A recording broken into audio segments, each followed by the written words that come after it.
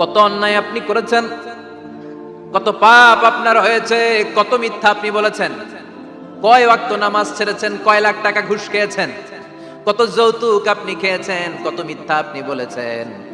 আপনার পাপ যত বড় হোক, যত বিশাল হোক, যত বেশি হোক, আল্লাহর দয়ার পরিসীমা তার চাইতেও বড়। আপনার পাপ, আপনার অন্যায়, আপনার জুলুমগুলো যদি হয় খালের পানির সমান, বিলের পানির সমান, আল্লাহর দয়া সাগরের পানির সমান। আপনার পাপ যদি হয় সাগরের পানির সমান, আল্লাহর দয়া মহাসাগরের পানির সমান।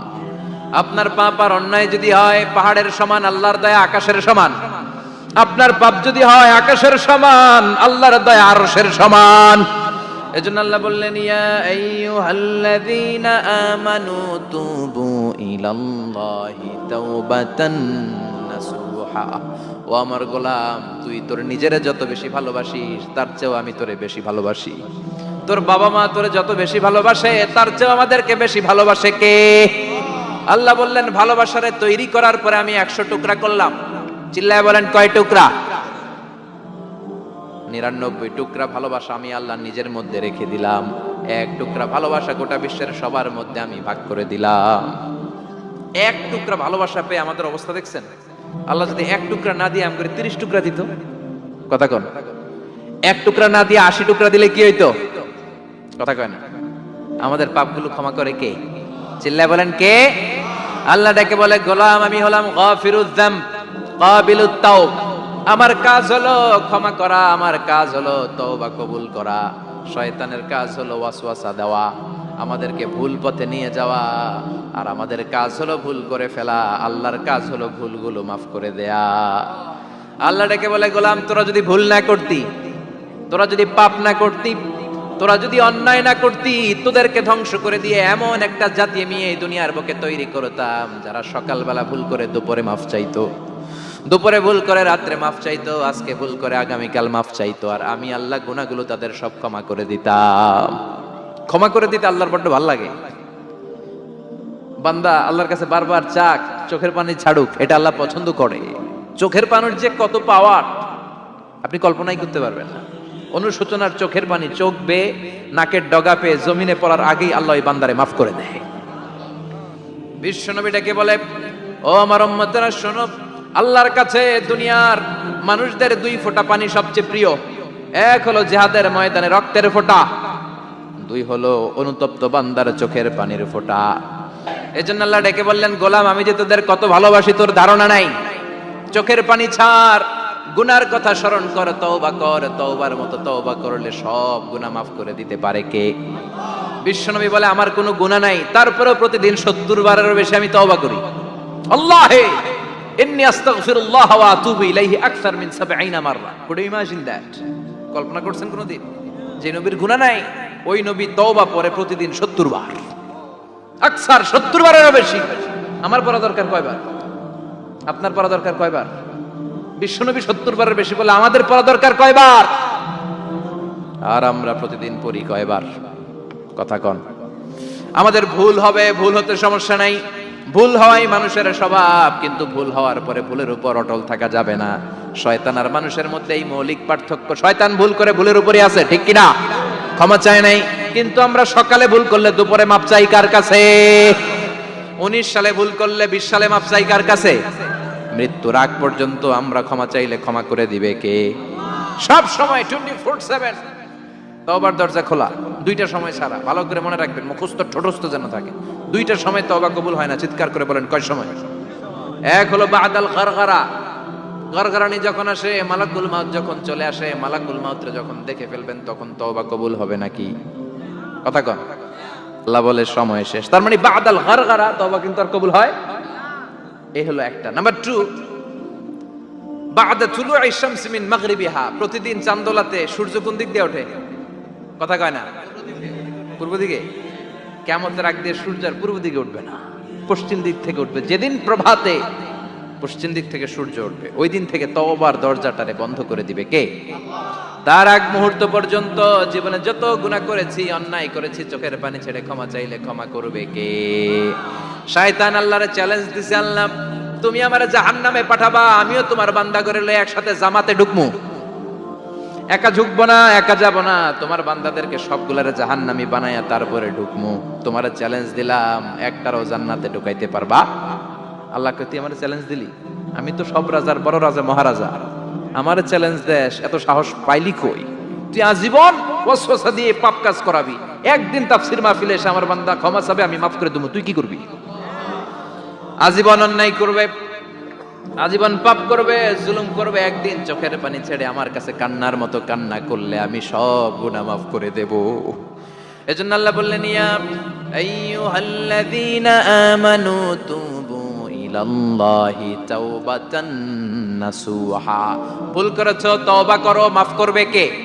সাইয়েদনা আদম আলাইহিস সালাম ভুল করলেন, দুনিয়ায় এসে শত শত বছর কাঁদলেন, কিন্তু ক্ষমা হয় না।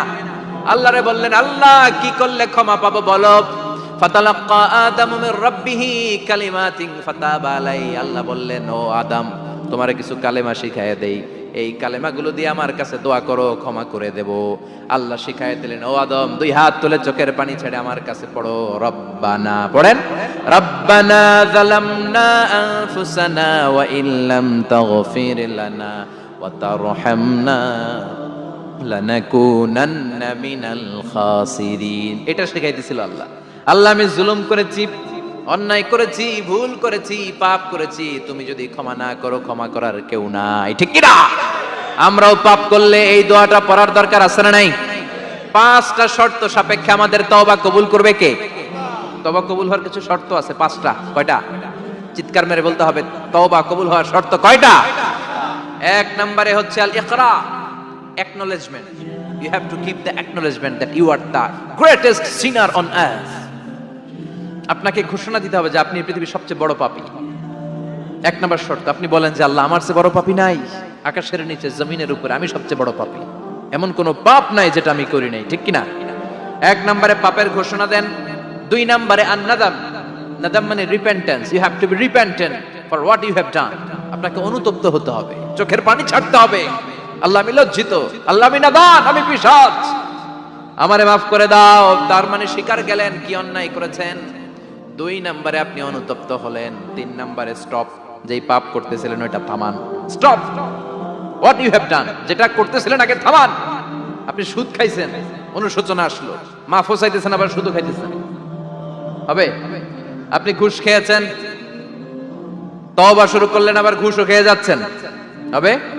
থামেন, স্টপ।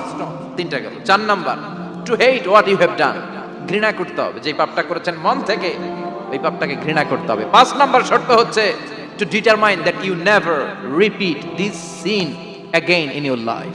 আল্লাহর ওয়াদা দেন, কমিটমেন্ট দেন যে আল্লাহ, আমার জীবনে পারতপক্ষে এই পাপ জীবনেও করব না। চিৎকার করে বলেন ঠিক কিনা? তার মানে আপনি স্বীকার যান, তারপরে আপনি অনুতপ্ত হবেন, যে পাপ করেছেন থামিয়ে দিবেন, পাপটারে মন থেকে ঘৃণা করবেন, আর আল্লাহরে ওয়াদা দিবেন, আল্লাহ আর করব না। এই 5টা শর্তের আলোকে তওবা করলে জীবনের সব গুনাহ মাফ করে দিবে কে?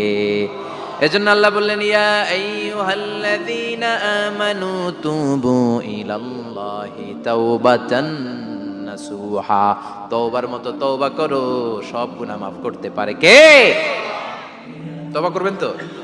রাজি আছেন? কবে করবেন? এই মুহূর্তে তওবা করলাম, এই মুহূর্তে আল্লাহর কাছে ক্ষমা চাই, আল্লাহ জীবনের সব গুনাহ মাফ করে দাও। আমাদের দেশে তওবা করার জন্য হুজুর লাগে, কথা কন, পিসা হুজুর, বড় হুজুর, ছোট হুজুর, হাফেজ সাহেব লাগে না? হাফেজ সাহেব, ইমাম সাহেব, এদের ছাড়া নাকি তওবা হয় না। না, এটা ভুয়া কথা। আপনি অনুতপ্ত হন, আপনি চোখের পানি ছাড়েন, আপনি আপনার রবরে বলেন, ক্ষমা করে দিবে কে? ইমাম সাহেব আসতে হবে শর্ত না, পীর সাহেব হুজুর এসে হুজুরের হাতে হাত রেখে তওবা পড়তে হবে শর্ত না। আপনার রবরে ডেকে চোখের পানি ছেড়ে ক্ষমা চান, ক্ষমা করবে কে? আর প্রতিদিন শতবার পড়তে থাকবেন আস্তাগফিরুল্লাহ। আওয়াজ করে সবাই পড়েন আস্তাগফিরুল্লাহ, আর জোরে পড়েন আস্তাগফিরুল্লাহ। বিশ্বনবী বলেন, মান লাজিমাল ইস্তিগফার জাআলাল্লাহু লাহু মিন কুল্লি দিকিন মাখরাজা। সব সময় ইস্তিগফারের সাথে যে লেগে থাকবে, রব্বুল আলামিন তারে 5টা জিনিস দিবে। কয়টা? কথা কন, আরো জোরে সবাই বলেন, কয়টা? নাম্বার 1, জাআলাল্লাহু লাহু মিন কুল্লি দিকিন মাখরাজা। বিপদে পড়লে বিপদ থেকে উদ্ধার করবে কে? আমাদের তো কোনো বিপদ নাই, না আছে? কত বিপদ, হ্যাঁ? রাস্তাঘাটে দুর্ঘটনা হতে পারে, যে কোনো সময় ভূমিকম্পে পড়তে পারি, বজ্রপাত পড়তে পারে না, ঠেড়া পয়রা মানুষ নাই, আছে না নাই? এই বিপদ আপদ থেকে আপনারা রক্ষা করবে কে? যদি আপনি ইস্তেগফারের সাথে আঠার মতো লেগে থাকেন। কিসের সাথে? কথা বলেন। ইস্তেগফারের সাথে লেগে থাকতে পারলে এক নাম্বার হচ্ছে বিপদে পড়লে আপনারে মুক্ত করে দিবে কে? দুই নাম্বার ওমিন কুল্লি হাম্মিন ফারাজা, যে কোনো ধরনের টেনশন, হাইপার টেনশন থেকে বাঁচায় দিবে কে? আমাদের তো টেনশন মেনশন নাই না? আছে? লাইফ নিয়ে টেনশন, বাঁচার টেনশন, মরার টেনশন, ক্যারিয়ারের টেনশন, রাস্তাঘাটে যানজট এটার টেনশন, পুলিশের দৌড়ানি, র্যাবের দৌড়ানি, বাড়ির ভাড়া, গ্যাস বিল, বিদ্যুৎ বিল, ছেলে মেয়েদের লেখাপড়া, কত টেনশন। এই সব টেনশন থেকে আপনারে মুক্ত করে দিবে কে? তিন নম্বরে ওয়ারযুকহু মিন হাইসু লা ইয়াহতাসিব, এমন জায়গা থেকে আল্লাহ আপনার রিজিকের ব্যবস্থা করবে আপনি কল্পনাই করতে পারবেন না। সুবহানাল্লাহ পড়েন। চার নম্বরে সবসময় ইস্তেগফার যদি পড়া হয় আল্লাহর কোনো আযাব ওই বান্দার উপরে আসে না। ওমা কানাল্লাহু মুআযযিবাহুম ওয়া হুম ইস্তাগফিরুন,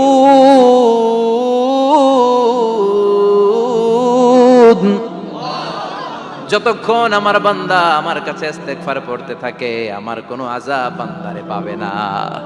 যতক্ষণ ইস্তেগফার পড়বেন আল্লাহর কোনো আযাব আপনার উপর আসবে না। চারটা গেল। পাঁচ নাম্বার, বারবার ইস্তেগফার পড়লে রফিক ভাই আল্লাহ আপনারে মুস্তাজাবুদ দাওয়া বানিয়ে দিবে। দোয়া করা মাত্র কবুল করে নিবে কে? মুস্তাজাবুদ দাওয়া বুঝেন তো? মানে যিনি হাত তুলতে দেরি কবুল হতে দেরি হয় না। বারবার বারবার ইস্তেগফার পড়ে দেখেন যে আপনার দোয়া কেমনে কবুল হয়। সবসময় ইস্তেগফার পড়লে আপনার দোয়াগুলোর এইভাবে কবুল করে নিবে কে? এই পাঁচটা জিনিস পাবেন সবসময় যদি ইস্তেগফারের সাথে লেগে থাকেন। রাজি আছেন তো? এজন্য বিশ্বনবী সব সময় নামাজে সালাম ফেরানোর পরে পড়তেন আস্তাগফিরুল্লাহ। কি পড়তেন? তিনবার পড়তেন আস্তাগফিরুল্লাহ, আস্তাগফিরুল্লাহ, আস্তাগফিরুল্লাহ। পড়তে রাজি আছেন?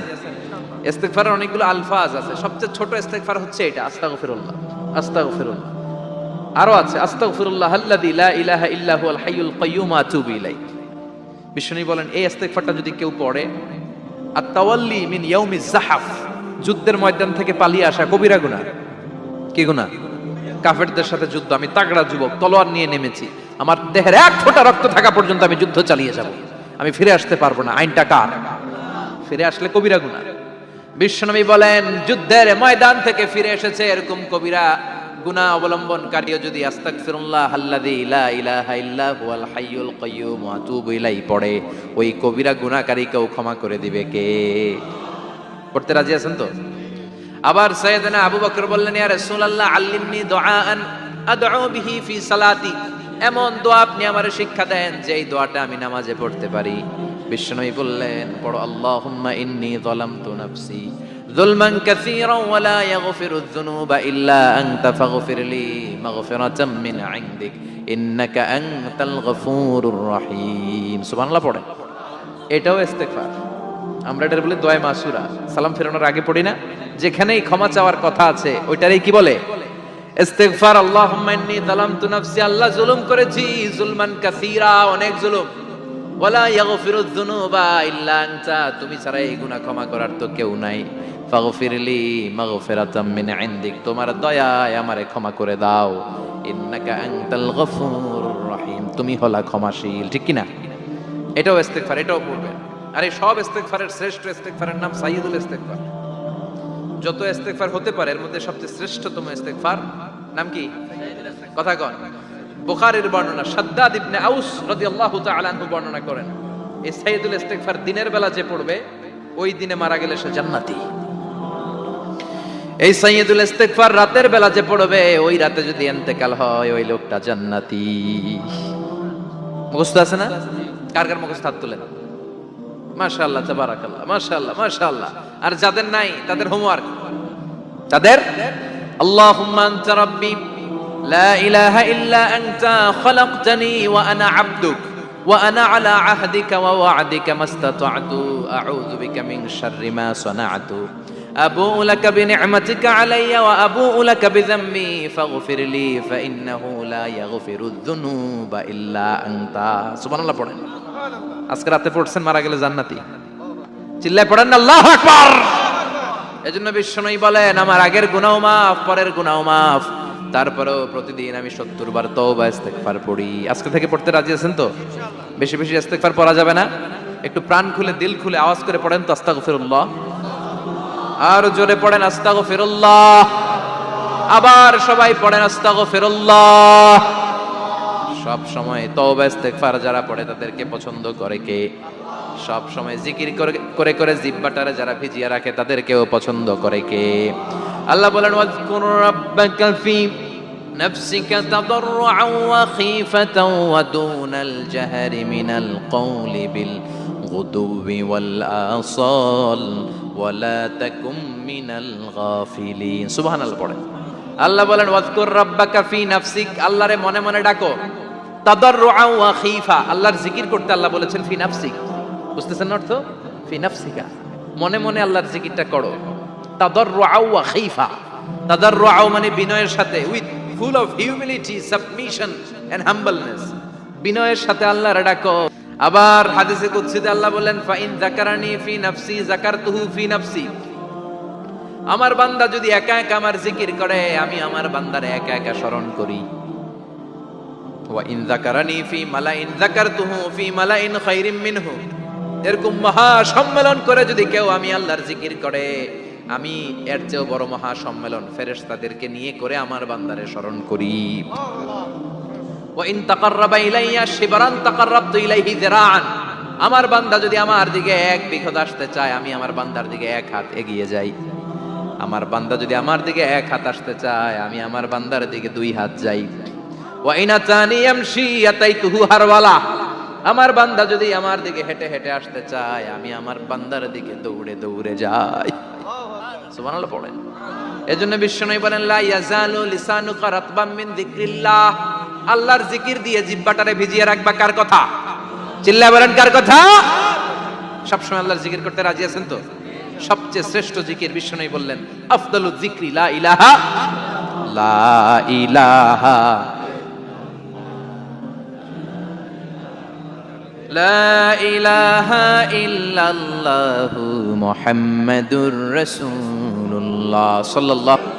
সাইয়েদনা ইসমাঈল আলাইহিস সালামকে মরুভূমির মধ্যে রেখে উনি দৌড়াদৌড়ি করলেন, পানি নাই, পানির অভাব, দৌড়ে আসলেন। এসে দেখে সাইয়েদনা ইসমাঈল আলাইহিস সালামের পায়ের ধাক্কায় জমজমের পানি বের হতে শুরু করছে, কল কল কল কল করে আওয়াজ।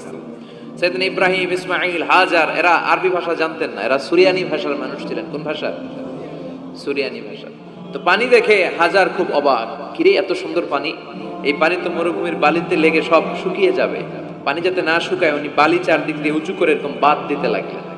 বাদ দিচ্ছেন আর ওনার সুরিয়ানি ভাষায় বলতে লাগলেন ঝাম ঝাম, মানে হচ্ছে থাম থাম, ঝাম মানে স্টপ, থাম থাম, কেফ, আরে পানি চলে যাস না, চলে গেলে তো পানি ব্যবহার করতে পারবো না, ঝাম ঝাম ঝাম ঝাম।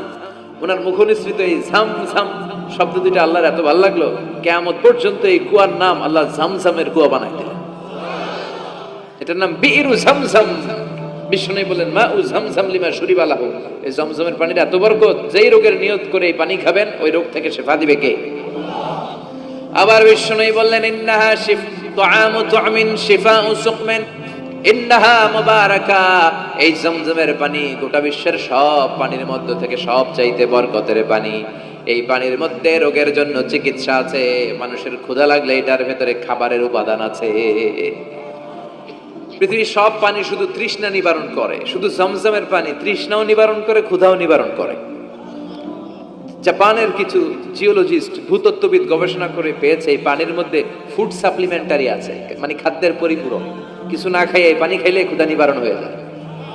আবার বিশ্বনবীকে যখন সিনা চাক করা হবে, মেরাজ রজনীতে সাইয়েদনা জিবরাইল বিশ্বনবীর গলা থেকে নাভি পর্যন্ত পুরোটা কেটে হৃদয়টা বের করে এই জামজামের পানি দিয়ে ধৌত করেছিলেন। তার মানে এই ফ্যামিলি যেইখানে হাত লাগাইছে ওইখানে বরকত আছে না নাই? যেখানে হাত ওইখানে বরকত। বাবা পা লাগাইছে মাকাম ইব্রাহিম, ছেলে পা লাগাইছে জামজামের কুয়া, হাজার দৌড়াদৌড়ি করেছে, আস-সা'য়ু বাইনা সাফা ওয়াল মারওয়া হজের মধ্যে ওয়াজিব করে দিয়েছে কে? আবার আল্লাহ বললেন ওয়াজআলনা ফি যুররিয়াতিহিন নুবুওয়াতা ওয়াল কিতাব, আমি খুশি হয়ে এই ইব্রাহিমের বংশের মধ্যে নবুয়ত দিয়েছি, আবার কিতাবও দিয়েছি। সুবহানাল্লাহ বলেন। তিনি নবুয়ত দিয়েছেন। পৃথিবীতে যত নবী আসছে সব সাইয়েদনা ইব্রাহিমের নাতিপুতি, সব কি বিশ্বাস হয় না? এই পৃথিবীতে যত পয়গম্বর এসেছেন তার 99.99% নবীরাই ওনার ছেলে আর নাতিপুতি। চিল্লায় পড়েন আল্লাহু আকবার।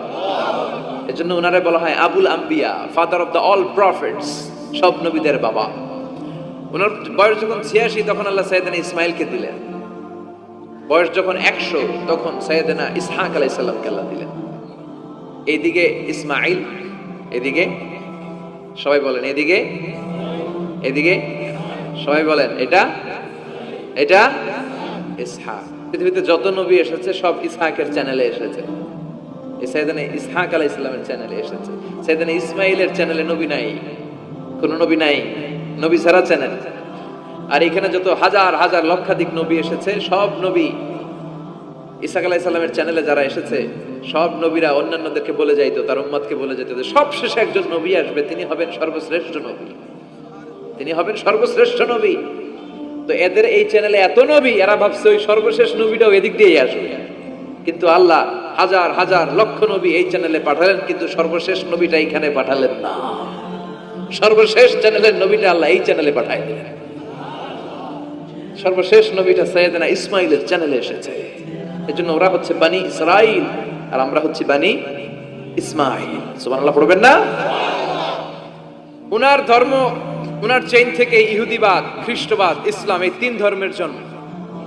ইহুদিবাদও আল্লাহর দেয়া ধর্ম, খ্রিস্টবাদও আল্লাহর দেয়া ধর্ম, কিন্তু আল্লাহর দেয়া শরীয়তের উপর ওরা অবশিষ্ট থাকে নাই, থেকেছে শুধু ইসলাম, ঠিক কিনা?